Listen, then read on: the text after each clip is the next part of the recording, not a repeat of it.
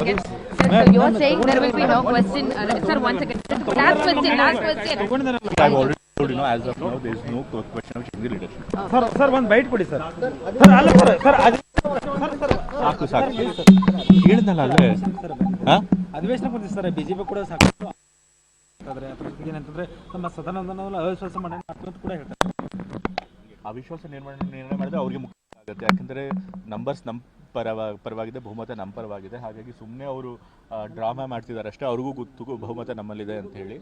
ಇವತ್ತು ಬೆಳಗಾಂ ಸೆಷನ್ ಇಷ್ಟೆಲ್ಲ ದುಡ್ಡು ಖರ್ಚು ಮಾಡಿ ನಡೆಸಿರೋದು ಏನಕ್ಕೆ? ಜನರ ವಿಷಯಗಳನ್ನು ಚರ್ಚೆ ಮಾಡಬೇಕು, ರಾಜ್ಯ ಸಮಸ್ಯೆಗಳನ್ನು ಚರ್ಚೆ ಮಾಡಬೇಕು, ಅದರಲ್ಲೂ ಮುಖ್ಯವಾಗಿ ಉತ್ತರ ಕರ್ನಾಟಕ ಭಾಗದ ಸಮಸ್ಯೆಗಳನ್ನು ಚರ್ಚೆ ಮಾಡಬೇಕು ಅಂತೇಳಿ. ಅದ್ರ ಬಿಟ್ಟು ರಾಜಕೀಯ ಮಾಡಿದ್ರೆ ಜನರ ದುಡ್ಡು ಕೂಡ ವ್ಯರ್ಥ ಆಗುತ್ತೆ, ಮತ್ತು ಇಷ್ಟೆಲ್ಲ ಖರ್ಚು ಮಾಡಿ ನಡೆಸ್ತಿರುವಂಥ ಅಸೆಂಬ್ಲಿಯ ಸಮಯ ಕೂಡ ವ್ಯರ್ಥ ಆಗುತ್ತೆ. ಹಾಗಾಗಿ ಆ ಪ್ರತಿಪಕ್ಷದವರು ಅವ್ರಿಗೆ ಬಿಟ್ಟಿದ್ದು ಸಮಯನ ಸದುಪಯೋಗ ಮಾಡ್ಕೊಳ್ತಾರೋ ಇಲ್ಲ ವ್ಯರ್ಥ ಮಾಡ್ತಾರೆ. ಸರ್, ರಾಜ್ಯ ಸರ್ಕಾರದಲ್ಲಿ ಕೂಡ ಸರಿಯಿಲ್ಲ ಸರ್. ಪ್ಲೀಸ್ ಆಯ್ತು ಬಿಡಿ.